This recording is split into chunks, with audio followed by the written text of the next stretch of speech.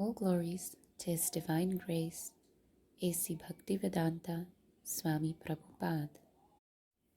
The Glories of Ekadasi, Chapter 3. Saphala Ekadasi.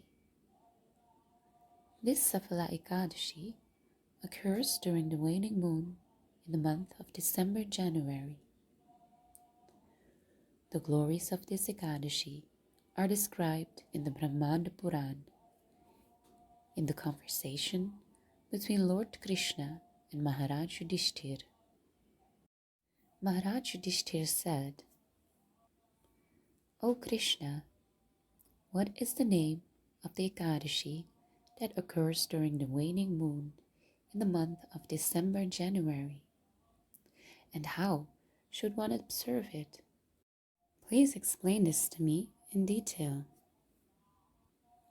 The Supreme Lord, Sri Krishna, replied, O best of the Bharata dynasty, just as Shesha is best among the snakes, Garud is best among the birds, the horse sacrifice is best among the sacrifices, the Gangas is best among the rivers, Lord Vishnu is best among the demigods, and the Brahmanas are best among the human beings. Similarly, among all the vows, the day of Ekadasi is best. O best of kings, anyone who observes Ekadasi is very dear to me. The amount of piety one accumulates by undergoing austerities for 5,000 years is achieved simply by observing Ekadasi. There was a famous king named Mahishmata who lived in the city of Champavati. This king had 4 sons. Among them, the eldest son, named Lumpaka, was very sinful. He used to blaspheme the Brahmanas, Vaishnavas, and the demigods, and was extremely attached to gambling and prostitution. Consequently, his father, King Mahishmata, exiled him. The exiled Lumpaka lived in the jungle and at night began to plunder wealth from the people of his father's kingdom. In spite of his stealing, the citizens would set him free, knowing him to be the son of the king. Lumpaka spent his life by regularly eating raw meats and fruits. There was a banyan tree in this forest who was as worshipable as the demigods. Lumpaka lived underneath this tree for some time.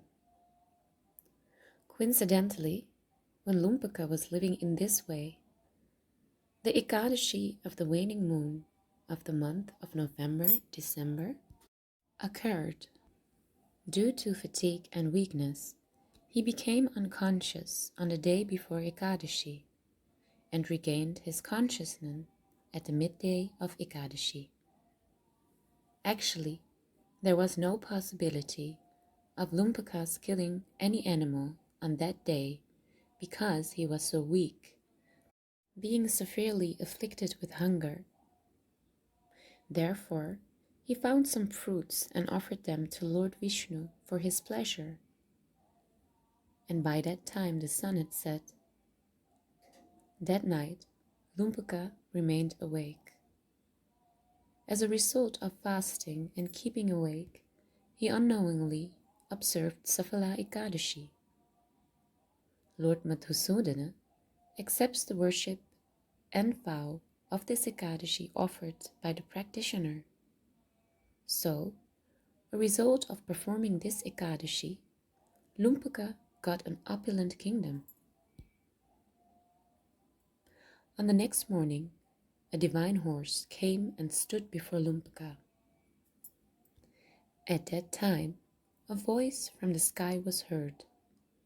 O Prince, by the mercy of Lord Madhusudana and by the influence of Saphala Ekadasi, you will receive a kingdom and rule it without any difficulty.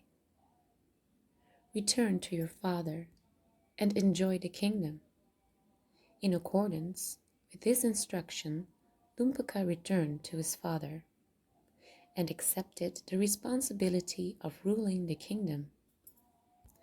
Thereafter, he got a beautiful wife and good sons.